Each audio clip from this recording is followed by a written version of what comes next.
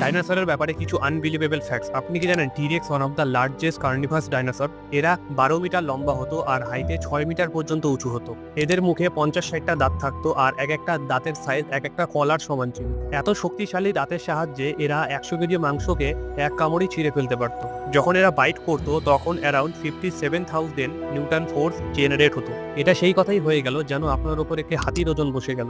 এছাড়াও সায়েন্টিস্ট এটা মনে করতো যে এরা অনেক দ্রুত দৌড়াতো। 20 কিলোমিটার পার আওয়ার স্পিডে এরা দৌড়াতে পারতো, যেটা মানুষের তুলনায় অবভিয়াসলি বেশি। এত খতরনাক একটি ডাইনোসর, এখন আপনি কি ইমাজিন করতে পারেন এর সব থেকে ক্লোজেস্ট লিভিং রিলেটিভ কি আজকের দিনে? অবাক হয়ে যাবেন শুনে। এর উত্তর হলো চিকেন, অর্থাৎ একটি মুরগি। সায়েন্টিস্ট টিরেক্সের হাড্ডি পরীক্ষা করার পর দেখে যে এর হাড্ডি আজকের দিনের চিকেনের হাড্ডির সাথে এদের জেনেটিক মেকআপ অনেকটা সিমিলার। এতটাই সিমিলার যে যার জন্য সায়েন্টিস্টের মনে হয় যে আজকের দিনের যে ক্যাসোয়ারি বার্ডস আছে সে অ্যাকচুয়ালি ডাইনোসরেরই ব্রিড, অর্থাৎ ডাইনোসরেরই বংশধর।